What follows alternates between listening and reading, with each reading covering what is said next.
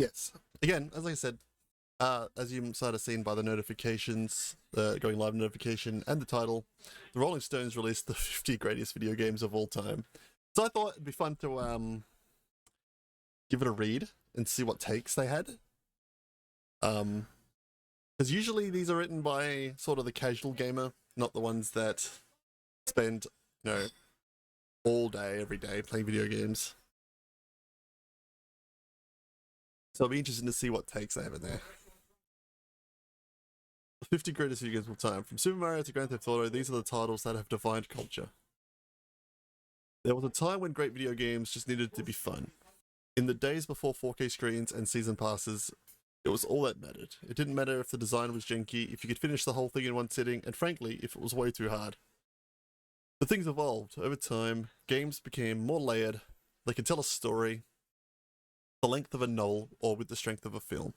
They could challenge the mind either with puzzles or a test of reflexes, but most importantly, they could bring people together in an online lobby, arcade, or just on the couch. Gaming is really the story of the people who play them. Well, in an online lobby, I don't know if you want to go back to the Modern Warfare 2 days, the original Modern Warfare 2. They were not wholesome online lobbies. Okay. But no, I agree. But to pick the best games ever made, there's a lot of considerations. Gaming is a medium where sequels thrive. You can always look and play better, and while certain gaming dynasties run dozens of entries deep, there needs to be representation across the board. Today, everyone's a gamer, but they're not all playing the same thing. For this list, we looked at both how influential each game was at arrival, as well as whether it still holds up. A good game may have played well, but a great one still does. These are games that made the culture what it is today and will chart where it goes tomorrow. Editor's note, the platforms listed for each game are the platforms for which they are available now and may have changed since when they were first released. Okay. Alright, what's first? Animal Crossing New Horizons in 50, eh? I don't hate it. For that reason alone, yeah. When the COVID-19 pandemic made the world look hopeless, Animal Crossing New Horizons provided a deliriously cute counterbalance. That was me. I got home from Singapore right as the world was shutting down. The border were closing. Like, we literally got out of Singapore on a flight out of Singapore was delayed 3 times before we finally got on the plane and got out of there. And when we got back, we got stuck in the 2 weeks quarantine. Home quarantine back then, it wasn't the hotel quarantine that they eventually brought in later. But the day I got back, or the day after I got back, this released. Animal Crossing New Horizons. It was the same day Doom Eternal released as well. So I remember those memes. But this game was the best game to have, immediately going into a 2-week quarantine at home. Over 30 million people bought the social simulation game in its first year on the market, ringing in the new age of cozy gaming. I mean, cozy gaming was around long before New Horizons, but okay. With the mini anthropomorphic animals that use New Horizons' customizable island as a makeshift Munchkin land. Yeah, Tom Nook.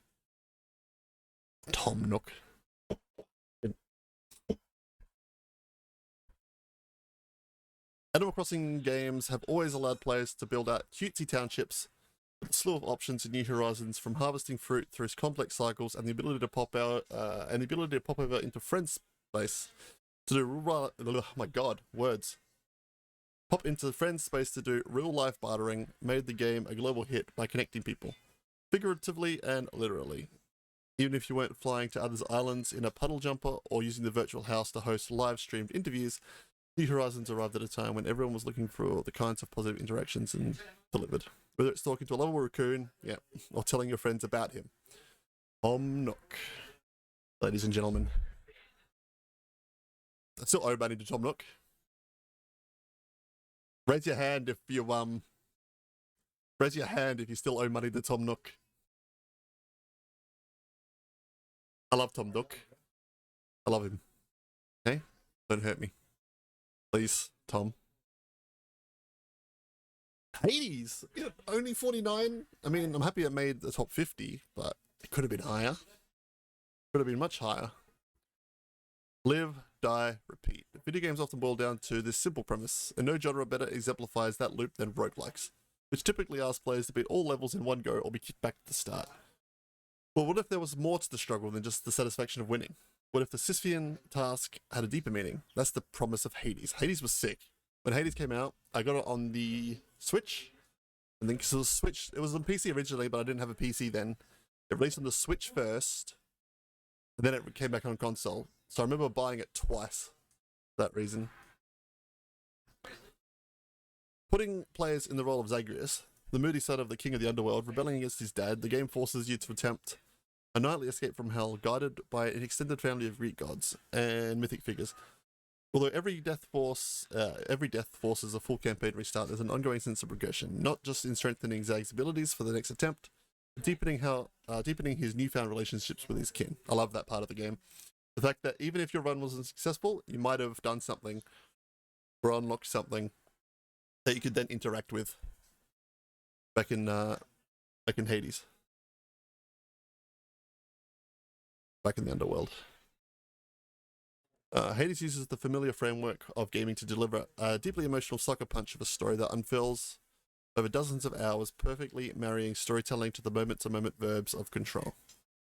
Yeah, I wish Hades could have been higher. Could have been higher. Ooh, okay, alright. 1997, okay, we're gonna go, alright. Right, Rolling Stones, I see you. Castlevania Symphony of the Night in 48. I like that. Good to see Castlevania get some love. The 2D side-scroller Castlevania Symphony of the Night should have been outmoded? What is that word? Outmoded? What word is that? Should have been outmoded by the time it came out, but it's instead become as timeless as the scowling Dracula within it. By building on the monster hunting foundation of previous Castlevanias, but ensuring its linear level design through a continuously evolving puzzle box of a castle. Oh, hello. Outdated? Maybe, yeah. But ensuring its linear level design for a continuously evolving puzzle box of a castle, the game borrowed the best elements of Metroid to create a game that's consistently surprising with each time you play. With equipable gear and RPG elements, it was more strategic than thoughtful than before. Metroid. Hence the term and genre Metroidvania was born. So the grave family drama at the center of its plot, which focuses on the young half-vampire Alucard, is as romantic as it is intense. You have been doomed ever since you lost the ability to love. Alucard admonishes Dracula, his father, but their plight wouldn't be as moving without Symphony of the Night, a luring world that's so fun to explore. You'll want to do it all over again as the castle flips upside down for a more difficult second campaign after completing the first. It's a good game, man. I need to play it again. It's been years. At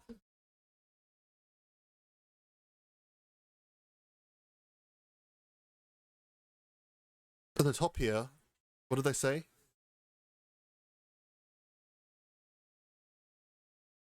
There needs to be a representation across the board. I mean, there's only one game per series, because if not, I'm going to be very sad if this is the highest Legend of Zelda game, because that's pathetic.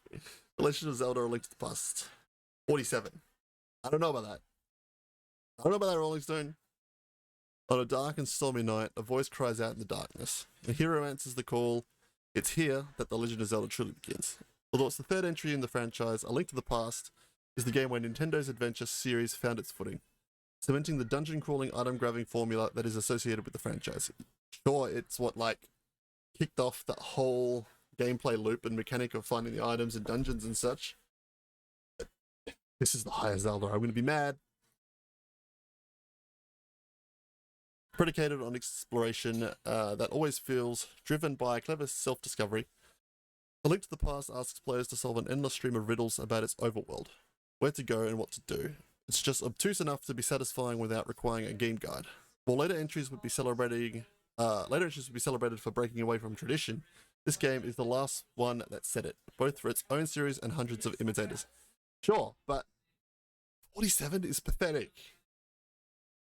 If that's the only Zelda, League of Legends above Zelda. if that's if that's highest Zelda, I'm gonna rage. I'm gonna rage. Doesn't matter how skilled you are at League of Legends, you're always one miscalculation away from losing. The multiplayer online Battle Arena MOBA has become an esports hit. Sure, I know, it has. Yeah, it spawned Arcane as well. Based on a simple premise. Pick a champion, get stronger, and strategize with your teammates to destroy the enemy base. Taking inspiration from Dota, which was originally a mod for Warcraft 3, Reign of Chaos. The engrossing loop of League lies in its easy-to-learn, difficult-to-master nature, which is heightened by an overwhelming selection of over 160 champions, each with its unique abilities. I mean, the game's lasted a long time, which is a testament to it. The game's popularity has inspired several transmedia creations, from spin-off games like Legends of Runeterra to companion books that expand its universe. The most notable being Netflix Arcane. Arcane's very good. An artistic feat and the most expensive animated series in history, 15 years later, League's appeal remains unshattered. Its rich universe tempting you to keep on pushing after losing just to spend more time in it. Alright. Okay, League, above Zelda. Alright. Interesting. We'll see if there's any more Zeldas later on. I'll reserve judgment.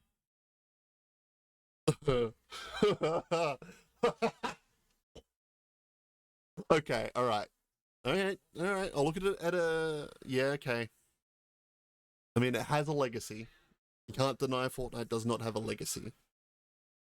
It's, like, got the greatest, like, collab of everything. Everything pop culture is in Fortnite, pretty much. So, like... So, like, you can argue that Fortnite deserves a place. So many games have Snoop Dogg, Darth Vader, Spider-Man, and Goku coexisting in the same universe. True. That's the point I make. Since its 2017 launch, Fortnite has become a massive amalgamation of industry licenses and pop culture references. Primarily known for its Battle Royale mode, in which 100 players descend onto an island and compete against each other to be the last person standing, Fortnite made over $9 billion in 2018 and 2019 combined. Ooh. Jeez. No wonder Epic. I mean, Epic already had money, but oh my god. In the years that followed, artists such as Ariana Grande and Metallica have hosted in-game concerts, while film characters like the MCU villain Thanos have tormented the Battle Royale island. Aside from the novelty, Fortnite is an excellent shooter that's constantly trying new ideas with each season. That's true. That's true. You're free to jump in without paying a dime too, unless you want to dress as one of your favorite characters, that is. Alright. What? 44? Okay. I'm happy it made the top 50. But I would argue higher. And unless there's unless it's the only game from them, unless there's no Dark Souls or Sekiro higher up, or Bloodborne, I'm gonna be a little mad. Even though I like this more than Bloodborne. Although it's built off the bones of the Dark Souls series, there really is no other game like Elden Ring. From Software's chilly open world fantasy, partly conceptualized by Game of Thrones writer George R. R. Martin, is dripping with gothic style. Sure is. From its selfish, ethereal gods to towering accursed monsters, the player must cut down all adversaries as part of their quest to seize the lands between's empty throne. From Software games are notorious for their unrelenting difficulty, but Elden Ring's pivot from smaller, puzzle box-like catacombs to a more languidly paced sandbox adventure makes every encounter feel more alluring. There's a persuasive curiosity in seeing a colossal beast miles in the distance and choosing to investigate that makes the engagement feel more personal than in previous games. I did that. Started the DLC. I saw a big fire giant in the distance and thought, ooh, what's that? It proceeded to one-shot me. What are those fire giants called? The big visages? I can't remember what they're called. The exact name. But enemies are simply grotesque roadblocks to the next place. Peppering its lore in every dusty crevice of its realm, Elden Ring makes an unfriendly world endlessly inviting. It's the most beautifully depressing space you'll ever want to occupy for 100 hours or more. Correct. If there's never been a better description for that, there's never been a better description for a From Software game, it's that.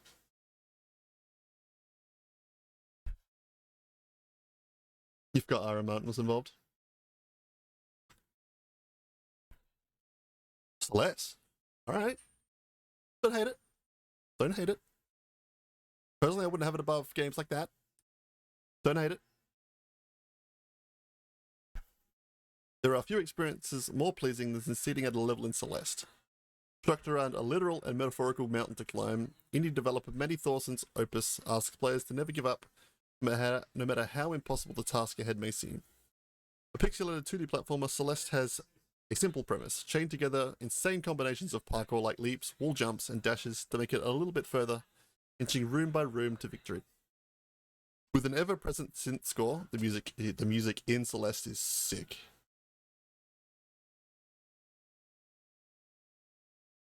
When the player dies, instead of continuing to drive forward through every attempt and restart, failures bleed together as players throw their bodies and minds at each problem, making small victories feel like personal breakthroughs with a subtle narrative about overcoming self-doubt woven into each action. Plus, has a depth to its decision-making and reflex training that makes it more than the sum of its parts.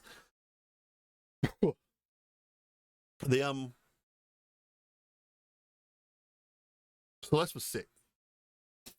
I like that Celeste was actually difficult. It's parkour, and like the challenge rooms that you could do, and the extra B-side levels were tough. I need to get back to it and finish it like 100% the game. I love Celeste. Again, that soundtrack. Also, when's the next game? Earthbound. Is it Earthbound? Earthblade? I get the names confused because there was games with a similar name. I can't remember what it's called. But that was meant to come out in 2024, and there's been no word. Oh, I'm very excited about that. Why is it? Okay, there we go. Oh, hey! Good to see Arkham City get some love in 42. Rocksteady Studios' Batman Arkham Trilogy is one of the best superhero game series ever made. Correct. And its second installment, Arkham City, proves why. The 2011 action adventure game places the Caped Crusader somewhere between Christian Bale's throaty misanthropy and biblically accurate angel, making players feel irresistibly virtuous and completely untouchable as they soar over Arkham City's oily streets.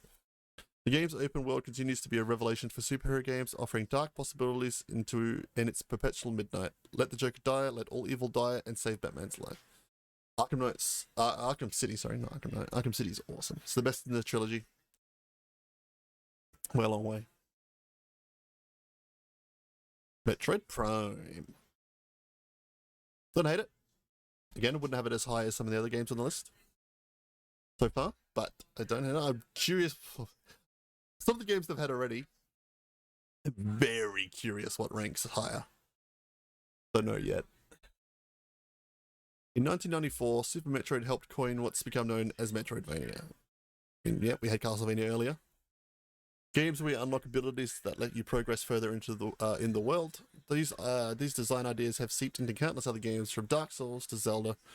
But despite years of iteration, the most meaningful advancement of Metroidvania formula came, once again, from Nintendo itself. Yeah, well, Metroid becoming first person was a shock. The first one I played was... God, what was the first one I played? I think it was on it was on a DS? I think. Metroid Prime is an astounding evolution of the series, creating one of the most unsettling experiences ever seen in gaming. It makes masterful use of mood and tone while transforming the exploration-heavy design of Metroid into a first-person experience. More than anything, Metroid Prime does a phenomenal job of making you feel isolated, pitted against a deadly alien world with nothing but your wits and arm cannon. From the way Samus breathe fogs up her visor to the eerie soundtrack that makes your ears itch, Metroid Prime is still one of the industry's best cases of immersive, atmospheric storytelling. The second DS game I owned, that might have been the one I played. What one was that, though? Oh, can't remember. But I imagine Metroid Prime 4 will be a launch title for the Switch 2, if I had to take a single guess. Chrono Trigger. I've never played Chrono Trigger, so I don't know. I can't judge. Hello, Eloy. Hello.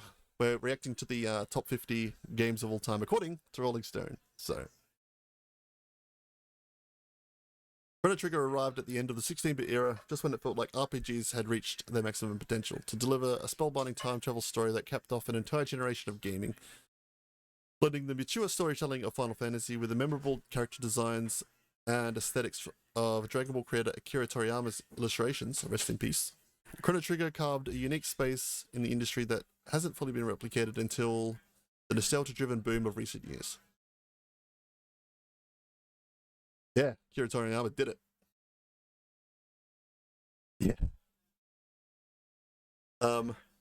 With a twisting story that leans into the strengths of its sprawling cast and features multiple endings, Chrono Trigger piled simple innovations on top of pitch-perfect RPG fundamentals to make a platonic ideal of the genre as it existed in the mid-90s. It's a game that serves as a foundational text easily suited to be the first and only RPG required to play for anyone unfamiliar with the genre. Alright, we've had the first 10 out of the way.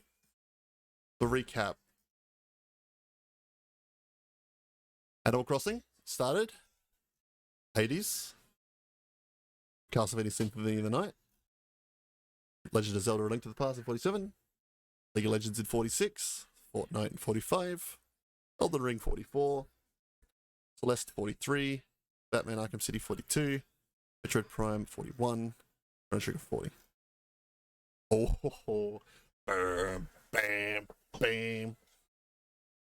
I prefer Ragnarok over God of War, but okay. Since its first iteration in 2005, God of War has been a trailblazer for action gameplay, inspiring years worth of imitators, most of which failed to live up to the sharp mix of tactile controls, gruesome violence, and over-the-top cinematic flair. But the tone of the original entry and early sequels feels emotionally juvenile in today's media landscape. With 2018's soft reboot, God of War transcended its immature edgelord trappings to tell a complex story about fatherhood and loss. Repositioning its angsty psychopath of a lead, Kratos, as an older, more tragic figure coming to terms with his bloody past, by reshaping both its mechanics and pushing the boundaries of its storytelling, the new God of War reimagined what an action game could be in the modern era, once again setting the pace for everyone else to follow. Now, what Resident Evil is going to appear? It should be 4. There's got to be a Resident Evil on here. If there's not, throw the list out. Throw the list completely. I already want to throw the list out for certain reasons. Never played it.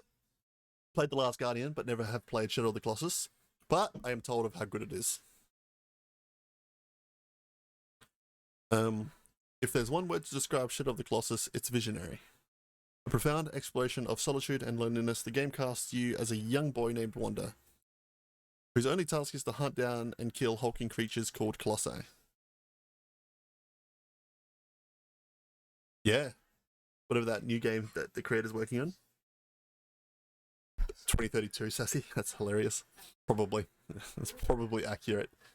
How long it takes him to craft his games. While Shadow of the Colossus is an action RPG, its gameplay systems are deliberately obtuse, from the minutes you spend simply riding your horse through the environment to the way you have to climb up the creatures and find weak spots through trial and error. I wonder if that's going to be very similar in the new one, considering it's mechs instead this time.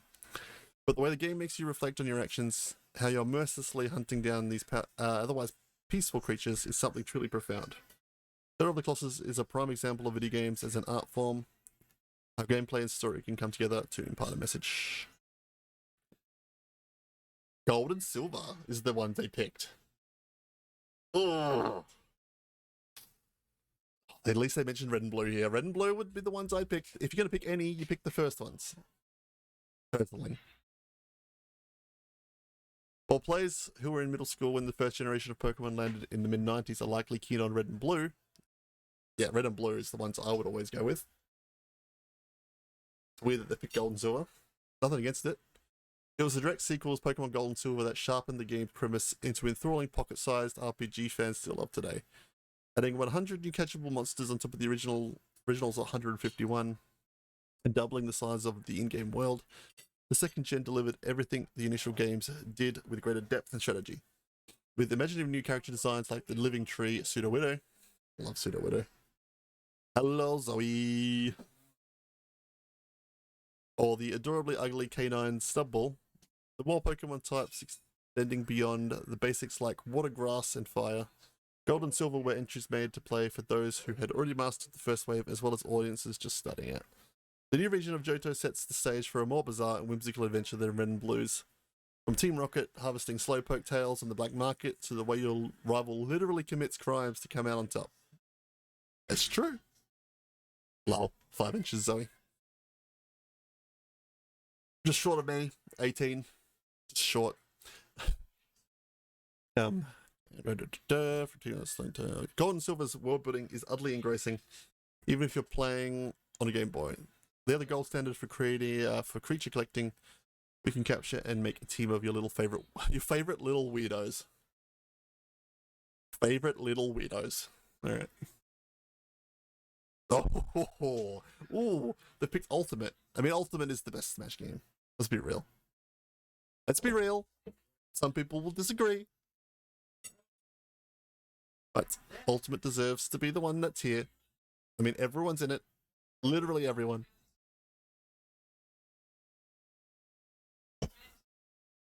You're our favorite little weirdo. Thank you. I'll take it. I'll take that title with pride. Most fighting games require players to have deep knowledge of their complex systems to flawlessly execute pixel-perfect hits, but Nintendo's Super Smash Bros. Has always been more about the general ridiculousness of its toy box conceit. Meshing together all of its most famous characters from Mario to Mr. Game & Watch, with absolutely zero regard for tone, the series is defined by its easy-to-play, party whimsy rather than the high-level competition. Super Smash Bros. Ultimate is essentially the apex of the concept, bringing together a ludicrous 89 playable characters. Correct, everyone is here. From both Nintendo titles and third-party IP like Final Fantasy, Metal Gear Solid, and Tekken, for the end-all and be-all. Don't forget Minecraft, or Persona, which is insane, and Banjo-Kazooie. Fine-tuned to have an easy barrier of entry with a high skill ceiling, it plays the best out of the bunch. And its litany of minigame modes and museum-like references to hundreds of different games from throughout history make it a must-have for fans of all ages. Sonic 2. Alright. That's fine. Correct choice. Good choice. Good choice. Outside of Mario himself, Sonic the Hedgehog is perhaps the most recognizable video game character of all time, correct? But Mario and Sonic. Okay, but you speak to any casual, they're the two characters that people know. Even more than his first outing, it was Sonic the Hedgehog 2 that launched him into superstardom. While the original game introduced Sonic as an edgier, speedier counterpart to Nintendo's offerings, Sonic 2 leaned harder into a unique mix of speed-based momentum and precision platforming that would become crucial to the character's identity. All wrapped up in a candy-coated art style that pops off the screen, while Mario wanted to ease players into things, Sonic wants you to perfect its movement systems, to endlessly replay levels, to eke out another second or two for that record. Introducing Sonic's sidekick Tails, Sonic 2 began the outward expansion of the franchise's world that bridged the gap between its edgy, veneer, and kid-friendly gameplay, controlling faster and more elegantly than its predecessor, kid-friendly. Let's not talk about the gun. Controlling faster and more elegant than its predecessor, it's the game that built Sega as a brand and showed that there's no one way to make a pristine platformer. 35. Again? Oh, 34! Oh, man. This deserves to be higher as well. This could be a top 10. I have some takes in here. That's for sure. A city under perpetual rain, exploring cavern tunnels where the light shines no more, asphyxiating burrowing lands haunted by the kingdom's phantoms, Hollow Knight as you plunging through Hollow Nest, demanding precision in combat and traversal as you unlock abilities that grant access to previously locked areas. Regardless of where you find yourself, the atmosphere is arresting. Each location beckons discovery as you need to purchase a map of every zone, as well as a quill in order to gradually update them by exploring each nook and cranny. Hollow Knight has a plethora of memorable boss encounters, from the 3 against 1 Mantis Lord's fight to the daunting Colosseum of Fools Arena. Bro, that's where I still am. I'm trying to beat the hardest level of the Colosseum of Fools. It's tough. I love that game though. Figuring out how to reach those moments while slowly growing familiar with each biome to the point of memorization is as thrilling as overcoming the challenges awaiting at your destination. Its success as a 2D exploration game that rivals the likes of Metroid and Castlevania in scope, with over 2.8 million copies sold by 2019, has served as a testament to other independent developers that small teams can and should believe in ambitious ideas. Where is Silksong? Where is Silksong? Where is it? This should be top 10. Alright. Okay. Throw the list out. The list is done. Throw it out. Start again, Rolling Stone. Start again. You tried. Start again. Start again. Start again. Thanks, Rolling Stone. You tried. You certainly tried. The NBA 2K franchise's popularity and ever-present cultural appeal belies its best-in-class sports gameplay. It's a game that real NBA players like the 76ers, Paul George, pick up when they're off the court, continually driving the competitive spirit, but remains accessible enough for everyone to enjoy, whether or not they're good at basketball in real life. While the series continues to be an annually released fixture of the industry, many fans consider the 2010 edition of the game to be its pinnacle, arriving at a time before endless microtransactions watered down the experience and featuring some of the strongest team mechanics and ball movement in the series. There's a reason this version adorned the image of Michael Jordan for multiple modes and box art. It's using the universal visage of the best basketball player of all time as shorthand for the best basketball game ever. 2K11 was the last good one, to be fair. I don't know. I don't know enough about them to know when it's, but if that's true, that's sure. But to be the 33rd best game of all time, above some like stacked games already, I don't know about that one. I don't know about that one.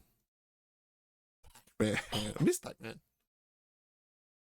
Better than Legend of Zelda, Elden Ring. Like what exactly? Like if that is so far, I haven't seen another Zelda, so I'm worried. I'm worried that if Zelda was 47, I'm mad.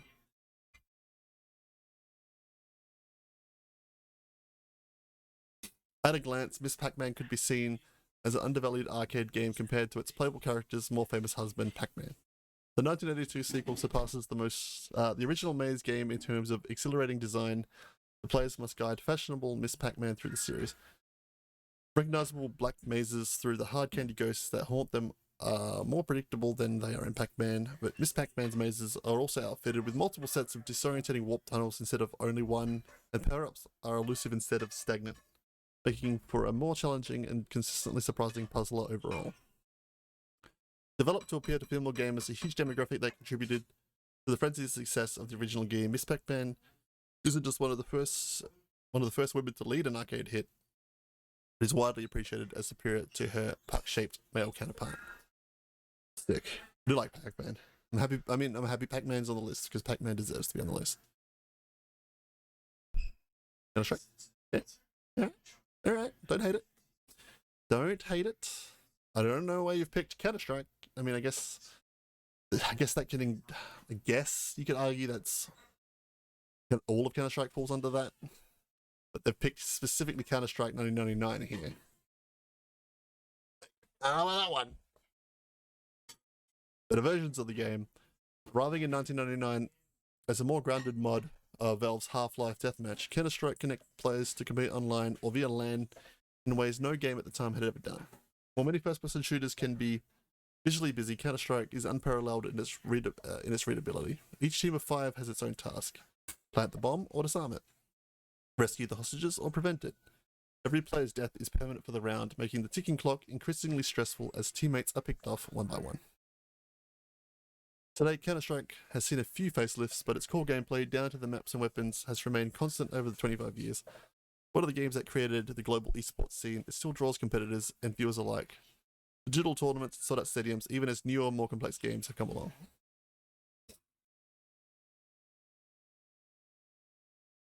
Exactly.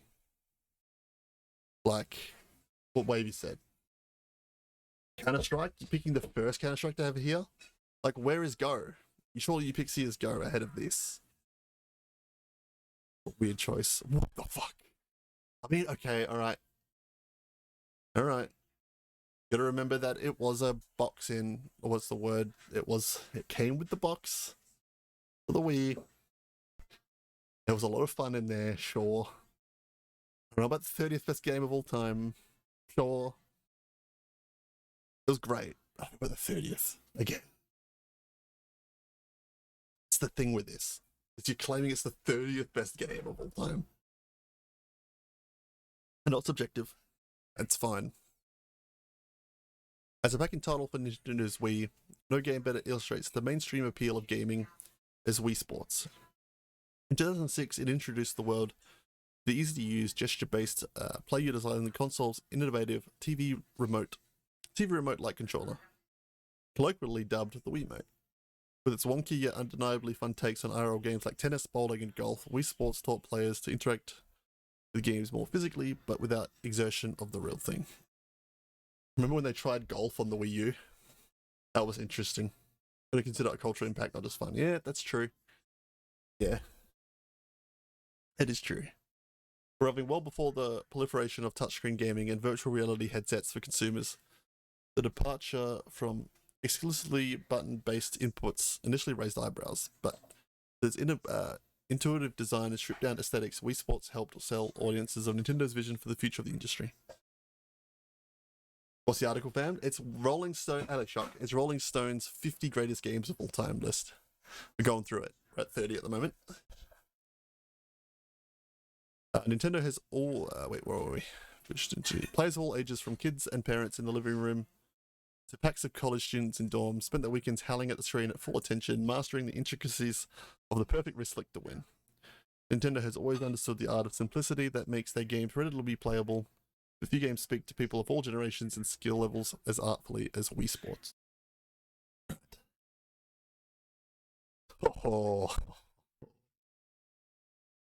Oh, throwing shade there. Shock. Uncharted 2.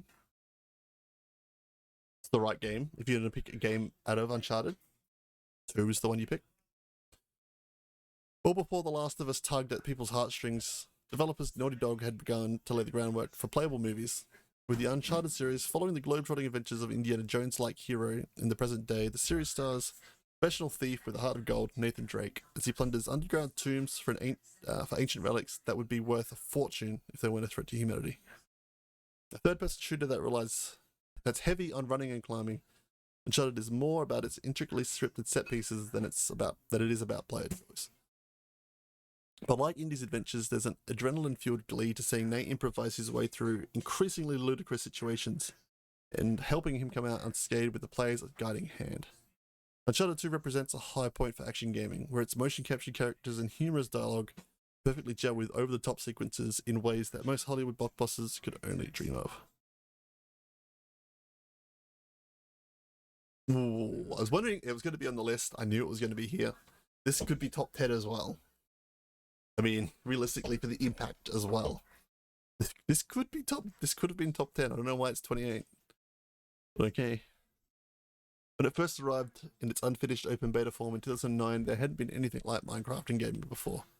The concept of an open-world sandbox made of Lego-like bricks might be something kids dreamt up in their bedrooms, but in the virtual world of Minecraft, there was no limit to what could be built, however far or wide. At least it'd be 2K11. I'm never going to get over that. 2K11 is a better video game, apparently, than Elden Ring, The Legend of Zelda, Fortnite, Castlevania Symphony of the Night, Hades. Ridiculous.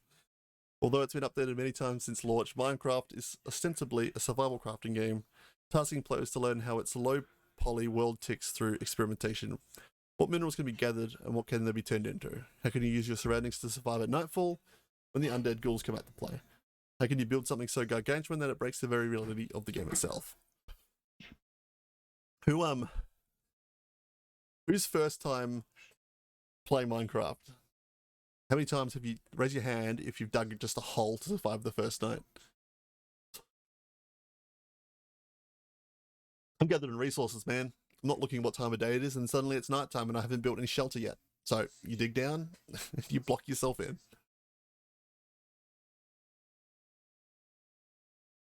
Although its lofty concepts can be tough for adults to grasp, Minecraft strikes a chord with younger players, whose unbridled imagination requires less unlearning of how a game should work in exchange for the freedom to do as they please. Played across many different servers, each with their own specific purpose, it can be anything. From a brick building puzzle kit to a full-on character roleplay space, moving over 300 million copies, with as many as 200 million active users per month in 2024. It is both the highest selling game of all time and one of the most engaged with pieces of media on the planet every day. Weird that it's only 28th. First time I built the dirt house, the old 4x4 dirt house. That's everyone's first house. I feel like is that either you dig a hole in the ground the first night, and then the next day you build like just a dirt house with a bed, a crafting table, and a furnace, and then you start building. Then you start building the houses. Has Madden been on the list yet? There's been no Madden yet. I do wonder if there's going to be any more sports games make the list. Curious. Where's AFL 23? Kidding. There it is. They picked the right one. They picked the right one. Yes. Could have been higher as well. I'm happy they picked the best Resident Evil. Though this survival horror game came out 20 years ago, it remains gruesomely fright-filled even today. Breaking away from the methodical, archaic, tank-like controls of the early games, Resident Evil 4's pivot to a third-person shooter system marked a shift of the franchise to a more action-heavy tone. And although it popularized the over-the-shoulder viewpoint that games like Gears of War would adopt, Resident Evil 4 felt unique at the time, making players just empowered enough without detracting from its horrific tone. I went to see Knack. I reckon Halo 2 is going to be on here. Oh yeah, Halo. Yeah, Halo deserves to be on here. In another shift, protagonist Leon S. Kennedy takes the leap from rookie cop in Resident Evil 2 to a full-blown action hero, ripping through tentacle-mouthed abominations in his quest to save the president's daughter from a small Spanish town overrun by a biomutation. With a campy B-movie tone that balances jump scares and theme park action, Resident Evil 4 mixes its many inspirations into a horror tinged gaming spectacle. Nice, Rolling Stone. Yeah, nice. Like that Resident Evil made it. Oh, all right. They've had some good games in a row here. We'll give them credit. Again, these games could all be so much higher. Welcome in, Raiders. We're currently reacting to the top 50 games of all time, according to Rolling Stone. And we've had some good games in a row here. We had Minecraft in 28. Again, even though I think they could all be top 10. Resident Evil 4. Mass Effect 2. We had a good run of games here. Mass Effect 2 is phenomenal. One of my favorite games of all time. Mass Effect 2 is an audacious sci-fi epic where every decision counts and everything you hold dear can be lost in an instant. Putting off the first gear, Mass Effect 2 places you in the shoes of galactic hero Commander Shepard, tasked with putting together a ragtag crew to pull off a suicide mission to save humanity. The entry was crucial in pushing forward player agency in role-playing games, letting you play as a dastardly Shepard only out for himself, a paragon of justice looking out for the little guys or everything in between. But past that, Mass Effect 2 does a phenomenal job making you feel attached to its NPC party members. Like the assassin Thane, consciously grapples with his own mortality in contrast to his role bringing death to others. Every party member in Mass Effect 2 is complex. If you make the wrong choices, you can literally lose everyone in the climactic suicide mission. Few games can set stakes and follow through as well as Mass Effect 2. Mass Effect 2 is awesome.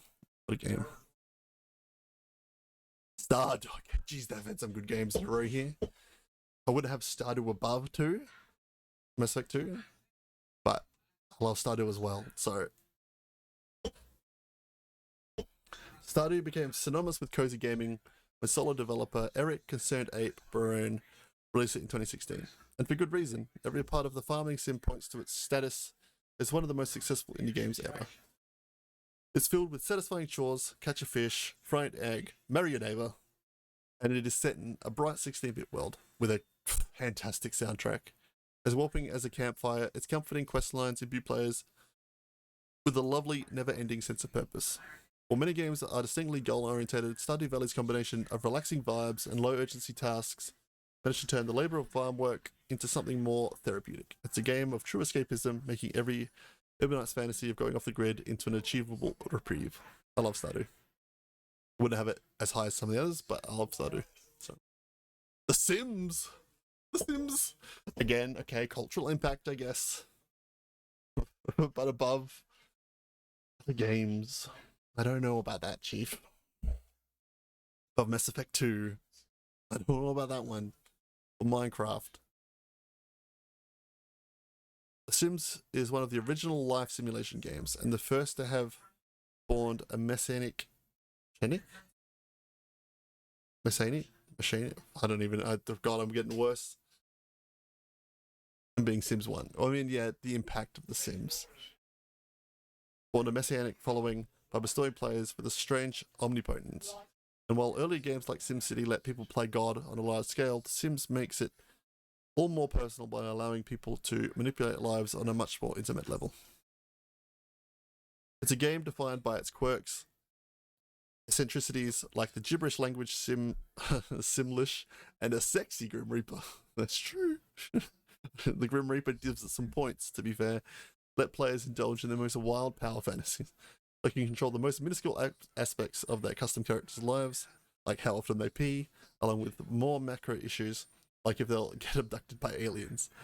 This level of domination feels like a never-ending sugar rush, which is why players never put it down. Yeah, fair.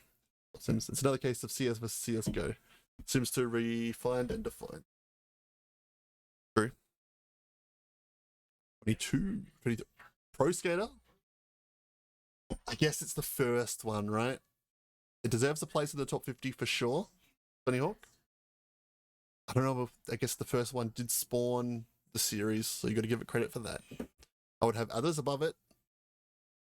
I would have plenty of others above it. Underground, I prefer Underground 2, American Wasteland, Pro Skater 2, Pro Skater 3, Pro Skater 4, all above it. But I don't hate that at least it's on the list. Tony Hawk's Pro Skater remains one of the best examples of the intersection between games and culture, as you take control of 10 real pro-life skateboarders from Chad Muska to Hawk himself. The world of extreme sports becomes an open playground rife with experimentation, as you're tasked with chaining together some of the most ludicrous physical feats possible for a wholly satisfying score attack, or you can faceplant hard into the ground, which has its own special novelty. Alright, internet's back? Alright. Where were we? Which part were we at? I'll just start again. Tony Hawk's Pro Skater remains one of the best examples of the intersection between games and culture, as you take control of 10 real-life pro skateboarders from Chad Muska to Hawk himself. The world of extreme sports becomes an open playground rife with experimentation. As you're tasked with chaining together some of the most ludicrous physical feats possible for a wholly satisfying score attack, or you can place bet hard to the ground, which has its own specialty novelty. Hello, Stace. What we're looking at? We're looking at Rolling Stone's top 50 games of all time, and they've had some takes. They've certainly had some takes so far. Like how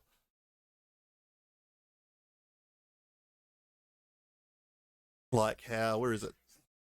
How NBA 2K11 is apparently the 33rd best game of all time. But the 33rd best game of all time, above games like Hollow Knight, Sonic the Hedgehog 2, Super Smash Bros. Ultimate, Pokemon Gold and Silver, Shadow of the Colossus, God of War, Chrono Trigger, Metroid Prime, Batman Arkham City, Celeste, Elden Ring, Fortnite, League of Legends, Zelda, Castlevania Symphony of the Night, Hades, and Animal Crossing.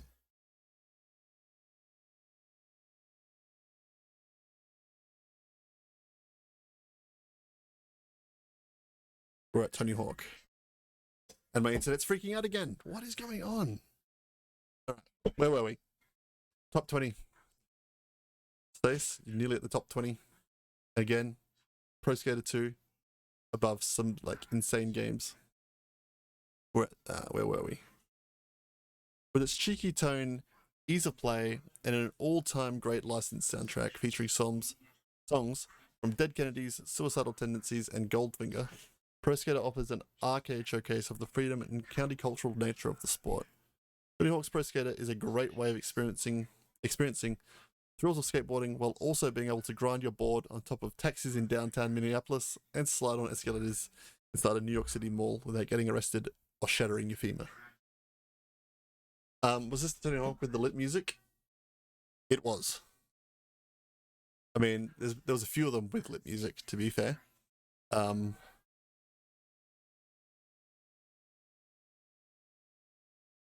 So again, I would have had a few Tony Hawks above this one. There's a few that I prefer more, but I don't hate that Pro Skater made, like Tony Hawk games made the top 50, because they deserve a spot. Alright, we're nearly in the top 20. Call of Duty 4 Modern Warfare. Alright. Don't hate it. Don't hate it. And don't hate it. If you're picking the 3 best Call of Duties of all time, you're picking COD 4, Modern Warfare 2, and Black Ops 1. So, like, you can't go wrong with those 3. I'm happy, I'm okay with that. So not about 22nd, above some of the games above it, but at least I don't hate the pick. While the franchise defined the modern multiplayer shooter, it did. COD 2 was a solid game. Oh, Big Red one was good too, which was COD 3. I enjoyed it. Maybe 2. An Effie in it. Whoa. Again, I'm happy with either COD 4, MW 2, or Black Ops 1. Like, those 3, don't go wrong. And what WavyZ defined the modern multiplayer shooter. For a while there, it was Call of Duty or Battlefield. And that was the choice. Or Halo, or like back when it was Halo Counter-Strike. Blops 2 easily. See, I don't like Blops 2 as much as those 3. I mean, it's the next best. Easily. But I still have those 3, personally, above Blops 2. While the franchise has been around for decades, its position in the zeitgeist can be entirely drawn back to Modern Warfare. By shifting the setting back from battlefields of old and putting players in a contemporary setting that's more morally grey, the game's single-player campaign leaps from being a mere war simulator to something closer to the thrills of a military action fantasy, complete with a twisting narrative filled with breathless set pieces. I mean, they slapped. Some of the campaigns slapped. But as a whole, probably deserves a top 20. I mean, as a whole, Call of Duty left a legacy, so it still is leaving a legacy. But it's the multiplayer mode that made Modern Warfare transcendent among its peers, with fast-paced, twitchy gunplay that redefined the pace of online shooters of the time. The introduction of the Prestige system gave the community a never-ending list of upgrades and accomplishments to chase, making every quick spurt or competition rewarding in some way. It was a seismic success whose impact could be immediately felt in how shooters and frankly any type of online game would be designed for years to come. So many features may feel commonplace now, but Call of Duty's innovative vision of contemporary conflict planted the seeds for how games are still being played today. Juice TV, welcome in. Oh boy, welcome in. Hope all is well with you. And you. We're reacting to the top 50 games of all time.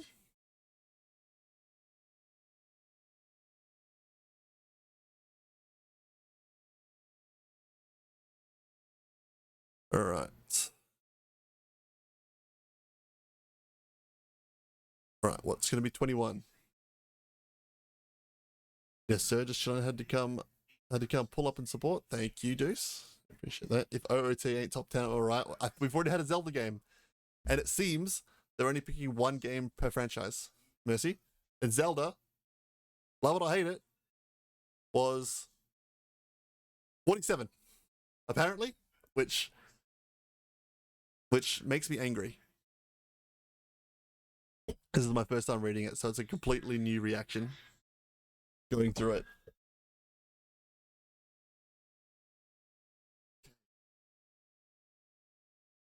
$21. Nearly in the top 20. Well, that 3. Oh, okay, is it?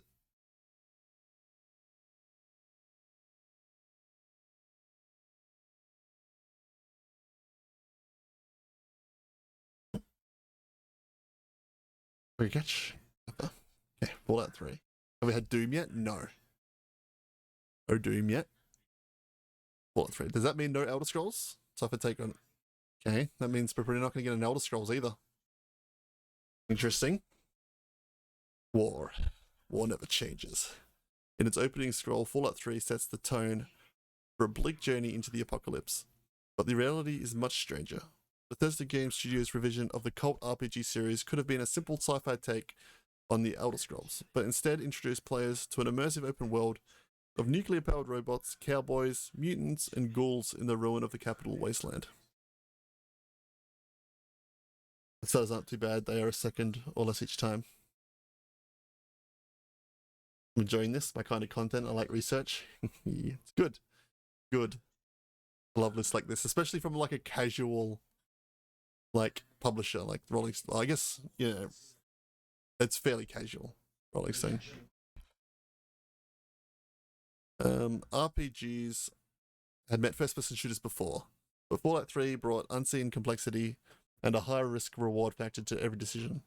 Whether it's pickpocketing and deciding the fate of an entire city, or telling a player-driven narrative that retains a satirical undercurrent throughout, Fallout 3 paired the best parts of its predecessors and expanded into a more immersive and engrossing world. The industry has been chasing its unique blend of humor and pathos ever since. Yeah, I was gonna say, only one game per franchise. Technically, Elder Scrolls is a different franchise, but by mentioning it there, I worry that they're not.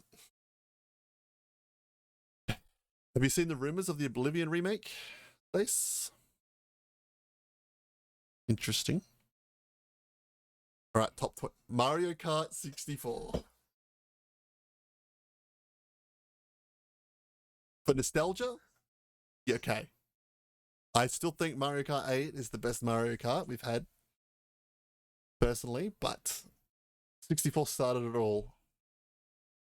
What are we looking at? We're looking at the top 50 games of all time, according to Rolling Stone, Panda.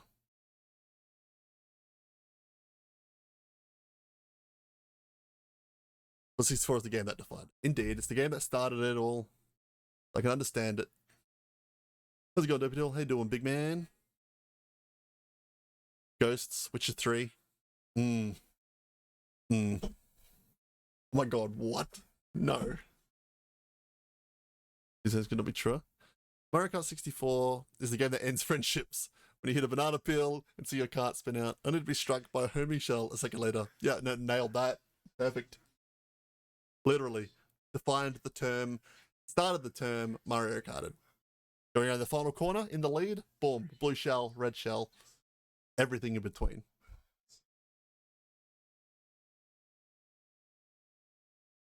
Though its many iterations across different generations of Nintendo's hardware, the series has become one of the most popular multiplayer games ever, whether it's played on the couch with friends or handheld via online play.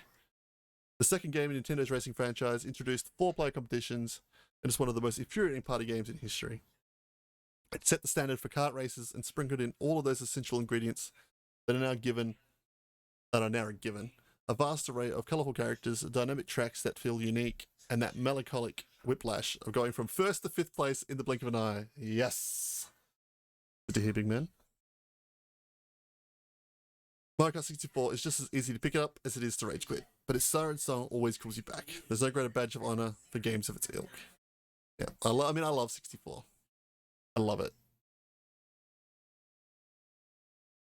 Oblivion is my favorite Elder Scrolls. I'd die if they remade it. That's the rumors.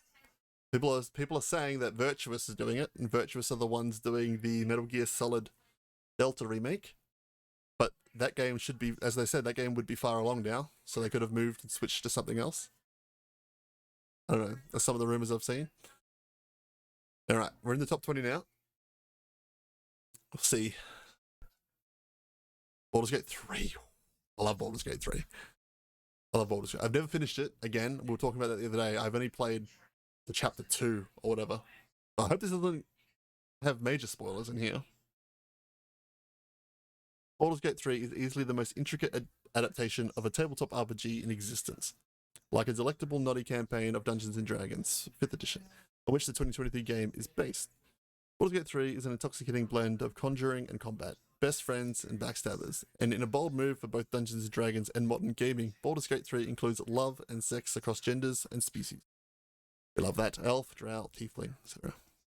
It's more than 100 hours of pure fantasy, improved only by the fact that testing out all of Baldur's Gate 3 starting classes and exploring every available romantic partner, say a sexy octopus-headed mind flayer or a shape-shifting bear, can lead players to one of 17,000 permutations of the game's endings. 17,000! 17,000! Jeez, I didn't know it was that many. I love Baldur's Gate 3. I need to get back to it. When I have it, it's going to be impossible. I mean, I realistically look at it and go, it's impossible. I'll never get that time. I want to find a spell of like a good couple of weeks where I don't really have anything on, and then just smash up Baldur's Gate 3. I know that's going to be impossible. Okay, anyway. Hammer, welcome in everyone. We're reacting to the top 50 games of all time, according to Rolling Stone. And there have been some interesting takes, but this is one we agree with. Baldur's Gate 3 was in number 19. Yeah, I'll be back. Need to restart my PC. Oh, yes. Oh, yes. Wars is finished. Oh, speaking of Red Dead. Where's Red Dead? It's going to be, that will be in the top 10, surely. Right? Gotta be. Because it offers, anyway, where were we? We can lead players to 17,000 permutations of the game's ending. That's where we were. Alright. Because it offers seemingly infinite choices, Baldur's Gate 3 has often been referred to as the game to ruin all other games. A player's smoldering bard character, for example, faces diverging options on what to do with that time. Rip an enemy's limbs off, or give him the silent treatment, or disparage him having a twat soul. Right? Okay, I like Baldur's Gate 3 being in here. Much deserved. Much deserved. Right, number 18. We're getting into the business end now. There's been some horrible takes in this so far, but they got a few right. That's one of them. GTA 2. Again, judging by the fact that it looks like they've picked Fallout but no Elder Scrolls so far. But if that means they're picking a GTA, does it mean they're not going to pick a Red Dead? Surely not. What was 50? All right, let's go back through it for people that have just come in. Animal Crossing New Horizons was in 50. Hades was number 49. Castlevania Symphony of the Night was 48. The Legend of Zelda: A Link to the Past was 47. League of Legends was 46. Fortnite was 45. Elden Ring was 44. Celeste 43. Arkham City 42. Metroid Prime 41. 40 was Chrono Trigger. 39 was God of War. 38 was Shadow of the Colossus. 37 was Pokemon Gold and Silver. 36 Super Smash Bros. Ultimate. Sonic the Hedgehog 35. Hollow Knight 34. 2K11 to 33 apparently. It's just best game of all, the 33rd best game of all time is a basketball game, apparently. It's very interesting. Miss Pac-Man 32. Counter-Strike 31. Wii Sports 30, Uncharted 2, Among Thieves 39, Minecraft 28, here we go, 28, 27, 26, we go through a patch here, and 25 as well, of games that could be way higher on this list. Minecraft 28, Resident Evil 4 27, Mass Effect 2 26, Stardew Valley 25. All of those games could be higher. It's crazy. The Sims 24, because it was the best NBA 2K. That's why. I mean, agreed, Paulie. Oh, I mean, so I'm told. But I don't know if it should be the 33rd best game of all time. The Sims 24. Tony Hawk's Pro Skater 23. Call of Duty 4 Modern Warfare 22. Fallout 3 21. Mario Kart 64 20. Baldur's Gate 3 19. Oh my god, that good.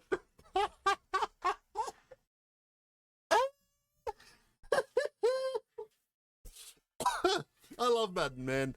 I love Madden. But you can't have a Madden game above Minecraft and Mass Effect 2. You can't have a sports game above some of these games. Like, you can't. Oh, as much as I love it, I can't justify that.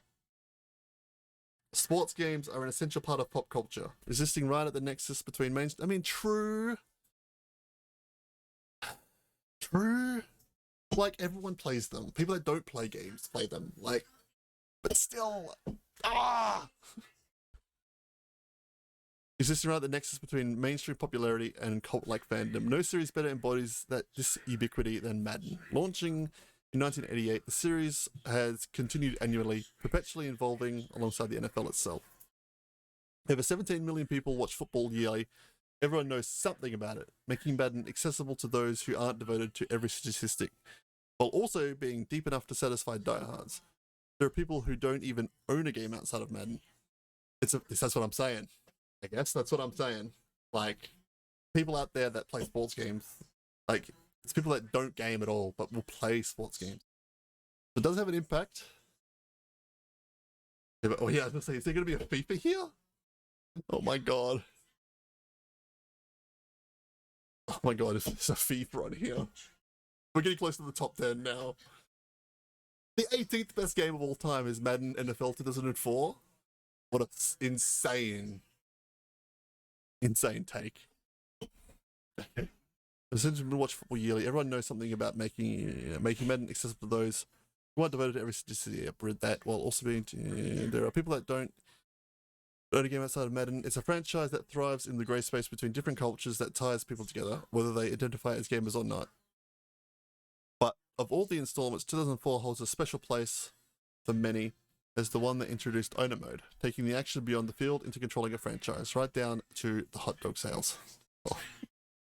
Any FIFA 18. It's going to be crazy. Okay, 17. Diablo 2. All right. Respectable. I respect it. Kill an enemy, get experience, get gold, wear better gear, learn more powerful spells, repeat. In 2000, the concept of seasonal events and battle passes were nowhere to be seen. The grind of the action RPG relied solely on pushing a character further click by click. In this realm, Diablo reigned supreme. Both its somber setting filled with harrowing demons and claustrophobic catacombs with torture chambers, and the fast-paced combat have influenced dungeon crawlers from Hades to Path of Exile. Diablo 2 and its expansions helped usher in a world where the most satisfying games could combine deep lore peppered throughout the side quests and notes with an almost hypnotic loop of combat grinding, and encourage players to revisit depths time again, with different strategies, builds, and outlooks on how best to conquer its challenges. So far, not even its developer Blizzard has been able to rekindle its eerie greatness. Don't hate it.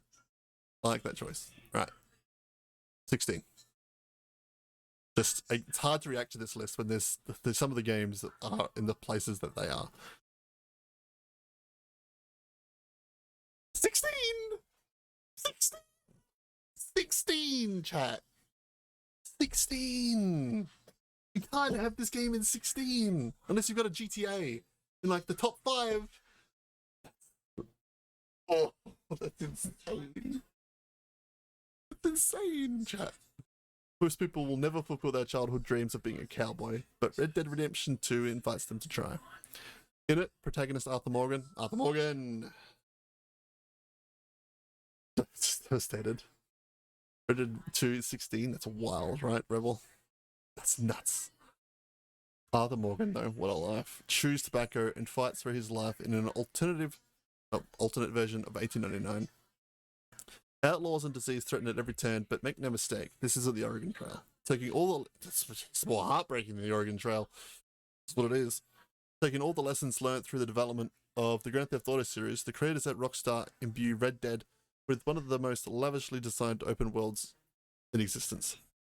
Even with dozens of tasks at hand, players will always find time to walk their horses over powdery snow or green mountain paths. It's just part of the core experience to slow down and smell the roses in between robberies and hunting down clansmen. Wow, we love that. More of that, please. From trudging the wilds on foot to chasing down bandits from horseback, Red Dead Redemption 2 demands your attention to its tiniest details. 16th is wild. Better see San Andreas in the top 10 at least. Better have a GTA in the top 10. Witcher 3. 15th. 15th. What is the top 10? What is the top 10 going to consist of? Full of weighty choices, complex side quests, and a... What the hell is that word? Cornucopia? I don't know how to say that. Or is that what are you smoking? For their top 10 better be God tier, right? And now I'm devastated. Last days. What is that word? Cornucopia. Cornucopia. Alright, yeah. No, that's... I know the word, I just didn't know how it was spelled. Cornucopia of deadly monsters. The Witcher 3 Wild Hunt. The Witcher 3 Wild Hunt is probably as close to the perfect fantasy RPG as we've gotten. Does that mean it's going to be the highest fantasy RPG we're going to have on this list? As we've gotten. With a shockingly dense open world filled with threads to unfurl, it's a game that refuses to hold your hand. Following the tale of Geralt of Rivia, a superhuman monster hunter trying to outrun fate, it could have easily been a stock power fantasy, but every turn transcends what would otherwise be genre trappings. Inspired by the work of Polish author Andrzej Sapkowski, probably said that wrong, its story continually surprises as small side quests beget larger yarns. Like a simple wraith hunt yielding a traffic love story. Yeah, we know that. Any like slight decision in that game, even the side quest, is going to be the most devastating and heartbreaking. I love The Witcher 3, man. The game that I always go back and another one I'm just like go back and play. Never really get through much. And like I progress like half the game or whatever, and I fall in love with it each time, but it's a big game to get through. Red Dead should have been in front of Witcher. Just the fact that Red Dead is 16th and The Witcher is 15th is insane. I'm convinced they just rolled a dice for all the rankings. Raisin, you might have had a point. You might have a point there, hey, mate. You might have a point. Every aspect is fine-tuned to draw you in, like the way you brew potions to prepare for fights, how bestiary entries can provide vital weaknesses, and how your choices can come back to haunt you hours later. Playing Bloodwine at the moment. Yeah, Bloodwine. Never played it. Never actually got to that part of the DLC. I mean, the way this list is going, anything's possible, Panda. The Witcher 3 is rarely easy, but as many challenges demand that players meet the game on its own footing. By doing so, audiences will find one of the richest stories in all of gaming and an unforgettable role-playing experience. Street Fighter 2? Alright, it's good to see a fighting game get some love. Like, that's fine. Again, just because of how everything's placed on this list, I can't even, like, I don't know what to say to Street Fighter being in 14th with the way the rest of it's structured. But it's cool to see a fighting game get some love. Capcom's Street Fighter 2 obviously isn't the first fighting game, but it kind of feels like it. Building off the foundation of arcade beat-em-ups and remedial 1v1 combat games, it popularized the hallmarks of the genre that remain standard. High and low hits, combos, and special character moves were all cemented here, as well as a core cast of international fighters who each fit an individual's playstyle. While it was a hit on home consoles, it was in arcades where Street Fighter 2 birthed the fighting game community, creating an international competitive scene that would be the progenitor to the world of esports. While other fighting games have more salacious gore or sex appeal, and many become more complicated with dazzling 3D visuals and omnidirectional movement, the beauty of Street Fighter is its simplicity. 2 fighters, 1 plane, and a handful of easily executed yet flashy attacks. Although the earliest versions of the game are slower than the later updates, the soul is very much intact. Is that the best game would be the day before? Is this the best games of all time? It's the best 50 games of all time, apparently, Corpse, according to Rolling Stone, and there have been some interesting takes. Yeah, I mean, like, Street Fighter deserves a spot in the top 50. Again, I don't know where, I don't know if it deserves 14th, but Street Fighter 2 definitely deserves a spot. I mean, like, in terms of fighters, it is like the GOAT, right? It's considered the GOAT. Yeah. 13th, top 10. Doom. Any Halo, Banjo-Kazooie, or Zelda yet? We've had Zelda, which was in 47th, Corpse, which was A Link to the Past. I think it's only 1 game per franchise. So far, it seems like it anyway. And that was 47. No Banjo-Kazooie, no Halo yet, but I imagine Halo should be in the top 10. I think. That would make sense. Doom. Alright. Doom, 13th. Don't disagree. I mean, it's this game that started the genre, essentially. Oh yeah, Tomb Raider. True. Tomb Raider had a cultural impact. Deserves a place.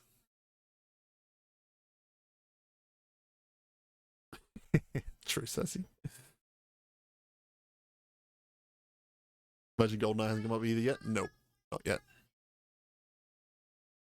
Doom? Yep, Doom definitely deserves a spot in here. It started an entire genre, essentially. A space marine finds himself battling demons on the moons of Mars, eventually taking the fight to hell. Not only does Doom have one of the gaming's strongest premises, but it also influenced the blueprint of a first-person shooter. Labyrinthian level layouts filled with secrets, challenging foes, and an unmatched rock and metal soundtrack were all gelled together by tight gunplay, which got better by the newer Dooms. But you have to have the first one. Even though there's over 3 decades old, even though it's over 3 decades old, playing Doom today never feels like going back to more archaic time. Its movement and aim are quick and razor sharp. Enemies tucked into every corner of a map. Every corner of its maps remain a threat, even if you've memorized their locations. It's a game whose purity and complete lack of unnecessary fat make it timeless. Doom has seen many sequels, but it's the original that players continue to revere with countless mods, and that developers take as inspiration. With no end in sight, no matter how many modern shooters you've played, there's always a delight in tearing up the minions of hell with a big fucking gun. That's a good quote to end on. That, I like that. Alright, 12. Well, there you go, Sassy. Sassy very happy now.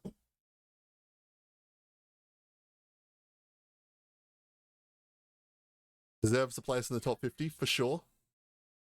Deserves a place in the top 50, definitely. World of Warcraft 2004. Few developers take a painstaking interest in achieving a sense of place in their video game settings. World of Warcraft's Azeroth is an exception. The scale is daunting. Opening the map of World of Warcraft doesn't show a city, but multiple continents to navigate. As your character traverses the massively multiplayer online role-playing game, banding together with other players and taking on quests, Azeroth engulfs with each step you take. Words are just molding together at this point. Diablo 2 mentioned? Yes. Yep. Diablo 2 was 17th? Yeah, 17th. Where were we? You can use magic portals or take zeppelins to travel between bustling capitals like Orgrimmar or Silvermoon City, which are brimming with everything from moody woodlands to snowy plains. Each destination is distinct and feels like a part of a living world where real people exist, because they do.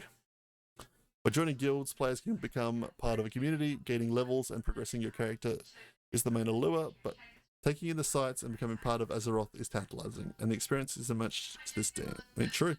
Deserves a place in there. Nearly at the top 10, chat. And judging by how this list has gone, anything's. Halo is in 11th. What is the top 10 gonna be? Honestly, legit, what is the top 10? Elden Ring was right at the top in the 40s, so Dark Souls will be the lower. Who knows? I don't even know if it's one game like per develop. Like, who knows what's possible at this point?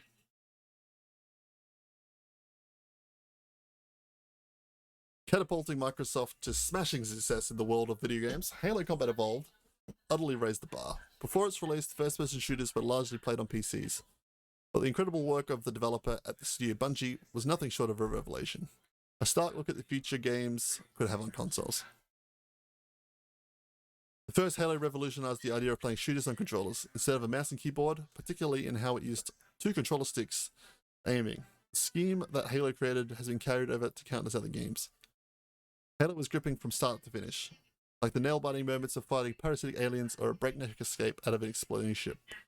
Coupled with that is a diverse suite of multiplayer options, from deathmatch to capture the flag, which provide near endless hours of entertainment and even left a lasting cultural impact through other media, like the fan-made web series Red vs. Blue. Alright, top 10, chat. This is gonna look... Who knows? Who knows? Who knows?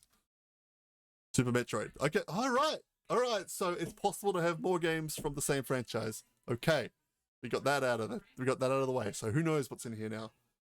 Alright, because we had Metroid Prime, so now we've got Super Metroid. Alright.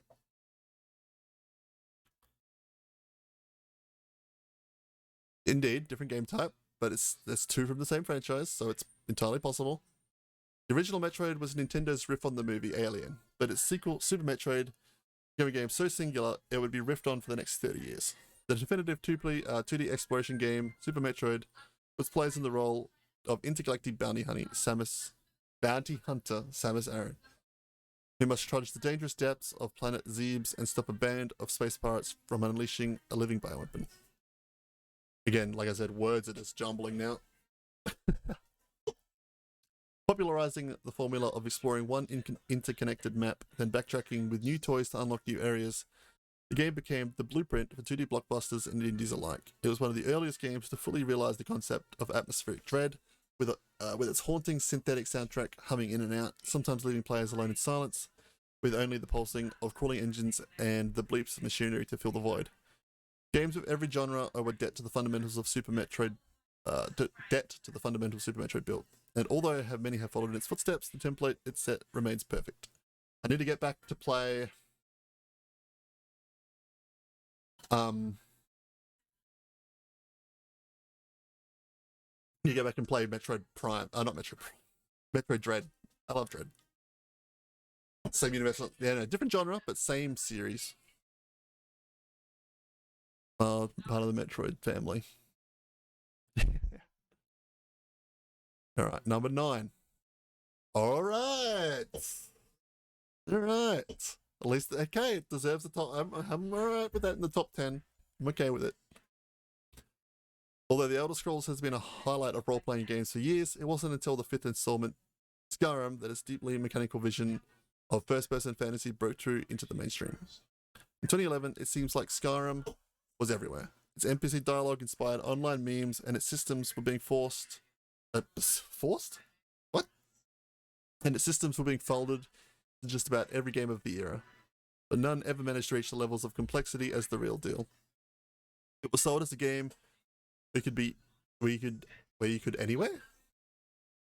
Where you could anyway. We could be anywhere, do anything. But the elevator pitch never quite does justice to the experience of accidentally stumbling across a sleeping dragon and dual-wielding arcane weapons for the fun of your life. Ever played a Skyrim game ever? Skyrim deserves. No Last of Us yet. I feel like that probably deserves a spot here. Yeah, look at this is Nintendo Switch, PlayStations 3, 4, and 5, 360, and 360 to the Series XS and Windows. How many games? How many? Skyrim is one of the few games that live up to the premise that no two playthroughs will ever be the same. Yes, they will. Sorry, but you can try and tell yourself that you're going to try a different build this time, but you will always end up being a heavy armor, double-handed sword-wielding maniac.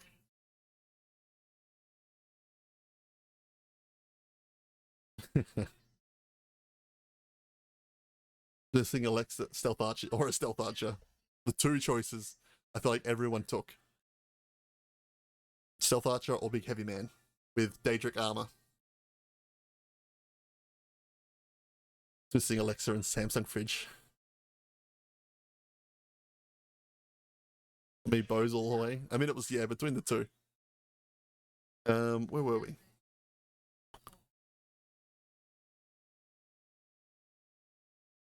Yep. Skyrim is one of the few games that live up to the premise that... hang on, yep. That's what we read. You can learn magic in the College of Winterhold or get tangled in the underground schemes of Thieves' Guild. You're free to take either side in the civil war between Imperials and Stormcloaks, but ultimately Skyrim's biggest strength is giving you the option to just ignore it altogether, allowing you to explore more than 100 dungeons and a stunning array of quests, all at your own pace. Right, number 8. Number 8. Final Fantasy VII. I mean, where's Callan? He's screaming right now. He's very happy.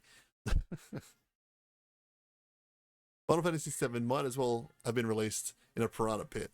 In 1997, when developer Square put out the role-playing game for PlayStation, the industry was stocked with enough RPGs, such as Diablo and The Elder Scrolls, to last a lifetime. But even among the success, Final Fantasy VII stands out like a shooting star. Khalid yelled out Metal Gear. Oh, of course. Making the leap from Nintendo consoles to PlayStation, Final Fantasy VII was the first time that the series' ambitious storytelling could be matched by the hardware to drive it. With a massive narrative spanning 3 discs, it was operatic in scope, and its many emotional twists remain unmatched to this day.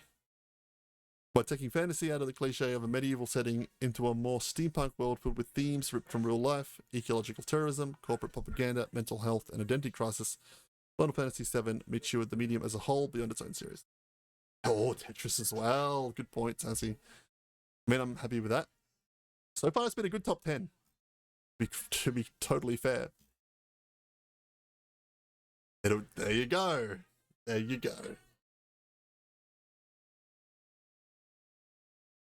I mean, it's the one that started it. I wouldn't have the first Metal Gear Solid. Personally. But again, Kojima. Please give Kojima a mention.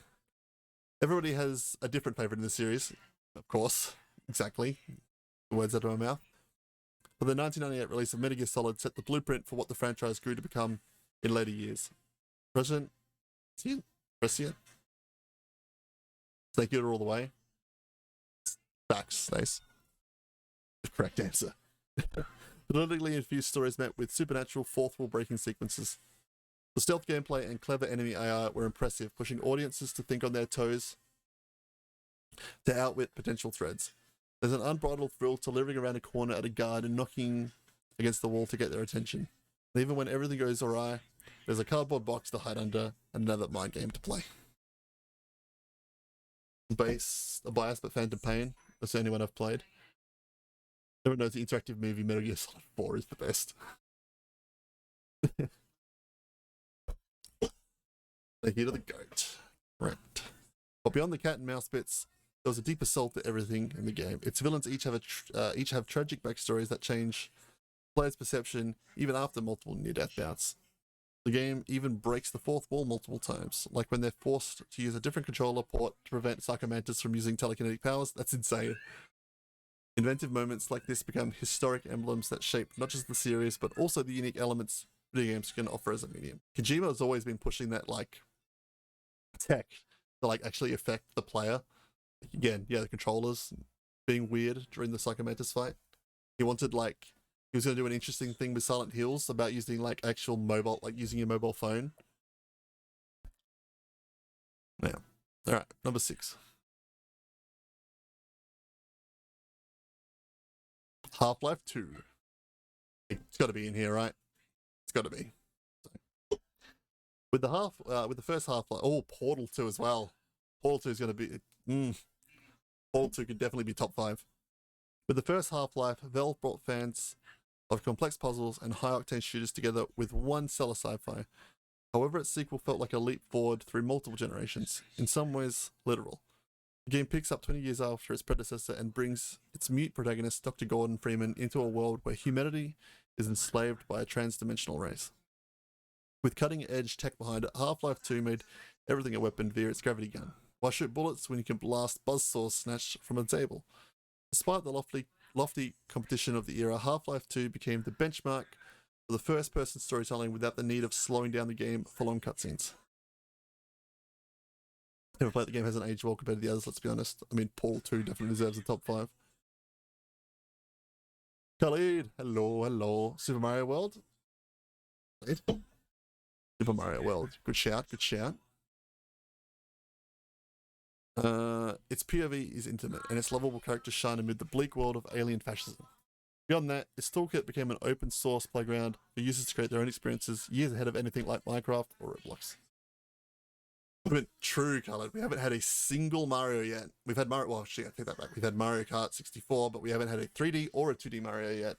So it's definitely good. I feel like it's definitely gonna be one of them. Literally the first Mario could be number 1, quite literally. Oh yeah, Smash. True. It's cool to see Smash in there. Ooh.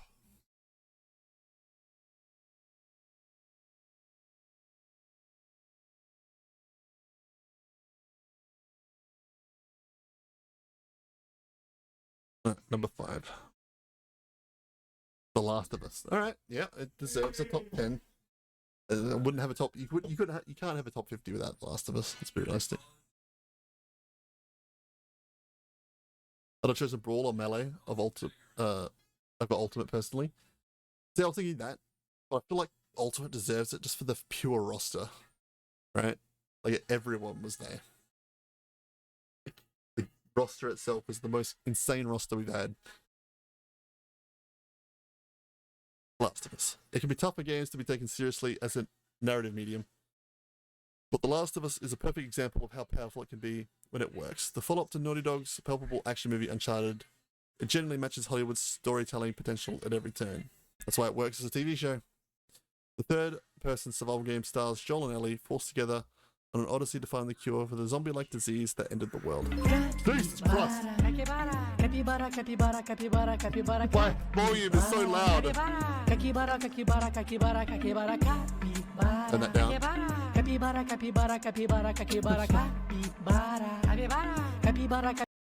Last of Us, yes, Last of Us 2, unpopular opinion, overrated. I think. Okay, here's another unpopular opinion coming up. I think the whole series is overrated. They're good, and they definitely deserve a place. But I don't love them as much as other games. As much as other people love them as well.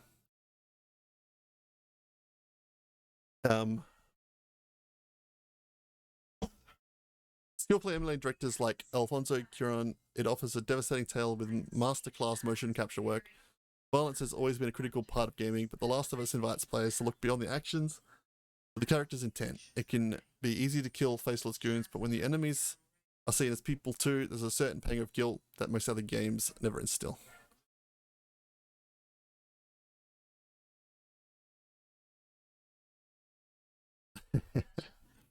But the violence would be nothing without the deeply affecting relationship between Joel and Ellie, a surrogate father-daughter relationship that's among the best fleshed out dynamics in modern media. Full stop. The internal desperation of players to protect Ellie as their bond grows stronger remains the most powerful motivator. It is by none the most single cinematic game ever made. Uncharted, much better franchise? Correct. That's why, like, I do like The Last of Us. Personally, I wouldn't have it as high. I don't like it as much as others. But Uncharted better. And that's why I'm excited for the new one that they're making, Intergalactic. Like, I know Naughty Dog's potential. So, get the Lou treatment and get an unfaithful adaptation with that Tom Holland movie was such a letdown. There's a run for its money in that department. I mean, yeah, Red Dead 2. Story, in terms of story, Red Dead 2 is probably the best, personally. Alright, 4. Right in the business end now. Right in the business end. Super Mario World. Alright. Could have been higher. Could have been higher. There are many Mario games. You could end it right there. You could end it right there. You could end it right there. There are many Mario games. New to Twitch, welcome in, welcome in. We're reacting to the top 50 games of all time, according to the Rolling Stone. Oh, Last of Us. There are many games. As a character and a franchise, Nintendo's mascot has been on the forefront of just about every innovative leap in gaming. Super Mario World is the perfect sweet spot. Its tight controls and inventive level design like Chocolate Island 2, which is alternate pathways based on performance, are the gold standard that others have been chasing for decades.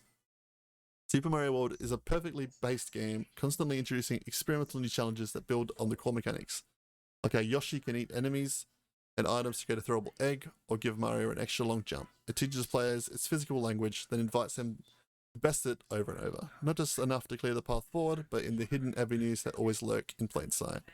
Even an expert going into Super Mario World will leave consistently surprised by what awaits around every corner. Alright, top 3.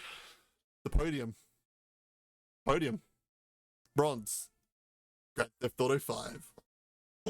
And personally, I still think Grand Theft Auto 4 is better. Or San Andreas. Personally, don't shoot me. Don't shoot me. But Grand Theft Auto definitely deserves a place in the top 10. I think San Andreas deserves more than 5. I still think 4 is better as well. I thought with Vice City, Vice City's good too. Yeah. Top 10 like in all? The all-time top 10, yeah. Or top 50 actually. We'll go through the top 50 again at the end. Grand Theft Auto 5 has had a profound effect on video games as a whole. Though its staggeringly realistic open world design, an eclectic mix of storytelling and goofiness, the beloved crime series weaves a fascinating tale that involves 3 unlikely heroes. Psychotic Trevor, naive Franklin, and smarmy Michael, while creating an online ecosystem that encourages everything from role-playing as cops and robbers to pulling off a daring casino heist. The single-player campaign is revolutionary on its own, but GTA Online spread the yuck. You really put this. You're really making one of the reasons this game is one of the best games of all time because of its online. I don't know about that one. Their focus on online and like the microtransactions has meant that we haven't got DLCs for Red Dead 2 and like major story DLC for 5. So like, I don't know if that's a horn to be toting there.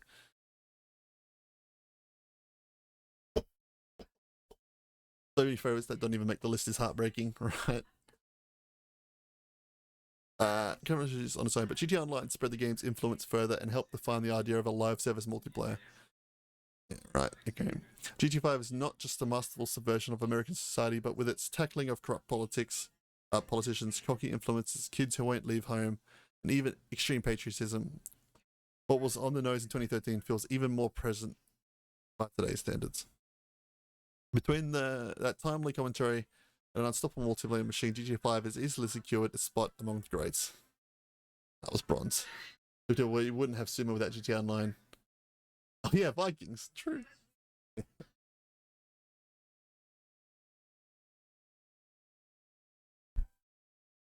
You think some oldies on this? Yeah, we'll go through the list again in a little bit. We've had Metal Gear Solid. We've had a couple of oldies. Right.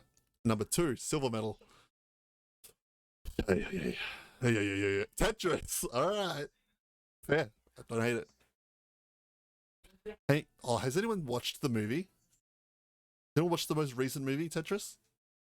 I dug it. I thought it was pretty fun. It dramatized it a lot. You know, it made it more in line with a good movie, action movie. But I really enjoyed the movie. It was good. Hank Rogers showed up in Moscow uninvited in 1988 with one goal in mind: to secure the rights to Tetris. He saw Alexei Zhitov's puzzle game, what millions around the world would too. That the simple act of turning geometric shapes and fitting them together was at once stimulating and meditative. And the drive to beat a high score could be a lifelong fixation. Love Terran Engine as well. Great choice. Great choice. So, you know, some of it was, again, dramatized, a creative license, like the one in Nintendo. The people from Nintendo being in the back of the car as they're trying to escape Russia at the end of the movie, getting shot at. That didn't happen. But you know, there is some truth in there. I had fun with that movie. For 40 years, the act of placing tetronomers has been iterated to exhaustion. From clashes between characters in Tetris Battle Gaiden to flipping bricks by shaking Pokemon mini device in Pokemon Tetris, Guinness World Records declared Tetris the most ported game in history. Fair. Equally, the swarm of unlicensed clones is rampant, which the Tetris company has been adamant about removing from the market, especially within Android and iOS stores. Yet, whether you're playing an older monochrome version of Game Boy or using a VR headset to gaze into surreal worlds as you chase a higher score, Tetris is still Tetris. I turned it off. I forgot because I was playing Marvel Rivals.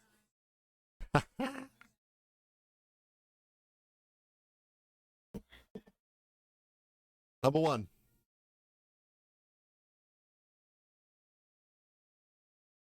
Number 1, chat. What is it? Let's have a look. All right, drum roll. Forgot my. All right. It made up for Legend of Zelda being in 47th. It made up for Legend of Zelda being in 47th. It's not Ocarina of Time, and it's not Tears of the Kingdom, but I'll take it. I'll take it. I'll take it. I'll take it. All right, Rolling Stone, you redeemed yourself a little bit. I still think Tears of the Kingdom took that world and and evolved on that and made it a lot better. Like, I think Tears of the Kingdom is a better game than Breath of the Wild, and Ocarina of Time is still my favorite Zelda just because of the nostalgia and the fact that I can go back and play it this day. Yeah, Wind Waker is another good one. But I'm okay with it. Zelda deserves a spot, especially in the top 10. I think that Apex should have been number 1. Apex Legends. We'll go through the list again in a sec just to show you how crazy it was at some stages. And Red Dead was not on this list. Red Dead 2 was 16th. which could have been higher, should have been higher.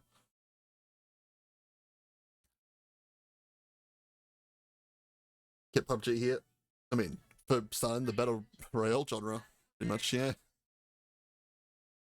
The Legend of Zelda is a series defined by reinvention, with some exceptions. Each game literally stars a different hero named Link, in a different era or timeline from the last. Trapped in a perpetual loop in the fight between good and evil, each game presents new innovations, new mechanics, and worlds to explore, down to their art style and tone.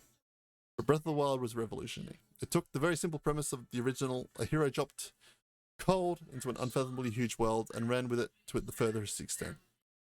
Other open world games let you feel like you're exploring, but Breath of the Wild makes every action a personal puzzle to solve, leaving behind the endless fetch quests, checklists, and markers of the genre. It's a freeform game of discovery, where its colourful environments and subdued orchestral score lead players along by hinting at their curiosities. And while most games present players with a goal and maybe a handful of solutions, Breath of the Wild offers a world whose physics and rules were meant to be bent or broken. Beyond ways to play, the game's greatest achievement is building a place players want to be. More than anything else, Breath of the Wild is a vibe where you can spend your hours just doing whatever it is you want to do, saving the day. You can wait. I mean, that's why I prefer Tears of the Kingdom. Its physics were even better. The Stuck Sting should have been top spin tennis. Loy. Can't believe Firewatch didn't make the list. Firewatch deserves to be in there. Fully agreed. I don't know about Detroit. Maybe in the top 50, in general, but I don't know about. Yeah. All right, let's go through the top 10 again. Let's skim through it. Animal Crossing was 50. Hades could have been higher. These two both could have been higher. So could Symphony of the Night. I mean, this probably could stay where it is now, because we've got Breath of the Wild.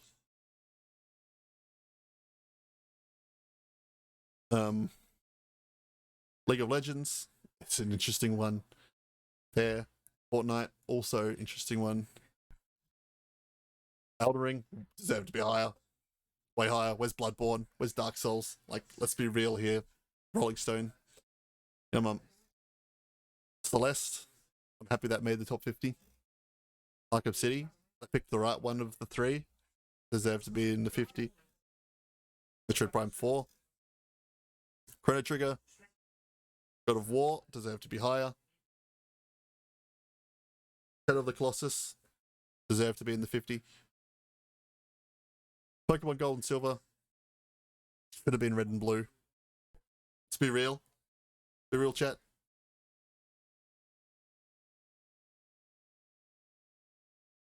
Super Smash Bros. Ultimate, also, could have, fine with it.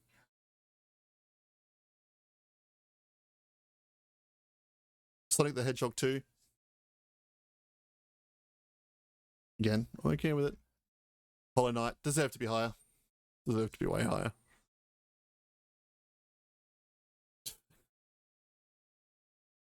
Insane. Insane. That's insane. Miss Pac-Man in 32. Counter-Strike in 31. Wii Sports in 30. Uncharted 2 Among Thieves in 29. Minecraft 28. Resident Evil 4 27. Mass Effect 2 26. All good games. Deserve to be higher. Another one, Stardew 25, deserves to be higher. The Sims probably deserves to be a little lower, but I don't hate it. Tony Hawk's Pro Skater, phenomenal. Wouldn't have picked that one. Again, why is my internet now being the worst?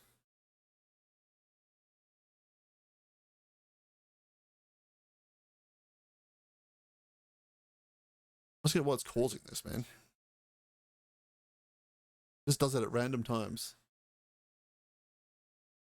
We're back. It's green again. Pro Skater, yep. Modern Warfare 4, COD 4, Modern Warfare. In 22, Fallout 3 21. Mario Kart 64 in 20th. Baldur's Gate 3, 19. Madden 04 in 18 is an interesting one. Diablo 2 in 17. Red Dead, apparently, in 16. Is so dumb. The Witcher 3 Wild Hunt in 15. Street Fighter 2 in 14. Doom in 13. World of Warcraft in 12. Halo Combat Evolved in 11. And in the top 10, Super Metroid in 10th. Elder Scrolls 5 Skyrim in 9th. Final Fantasy 7 in 8th. Metal Gear Solid in 7th. Half-Life 2 in 6th. No Portal 2, that's weird. That's a weird choice. Portal 2 probably deserves a spot in there. The Last of Us in 5. Super Mario World in 4. So many different Mario games to pick from that I had to pick one, so I understand. Grand Theft Auto 5 in 3. Tetris in 2. And The Legend of Zelda Breath of the Wild takes out the number 1 spot. According to Rolling Stone, which is a list full of interesting takes. Very interesting takes. A lot of, I think each one is written by different authors as well, like CC, CA, HM, CC. So different authors were writing different spots, but the list deserves to be thrown out. Start again, Rolling Stone. You tried. There's some good picks in there, some great picks in there, but there is some horrendous picks in there. And I know you've picked some because of the impact, but please start again.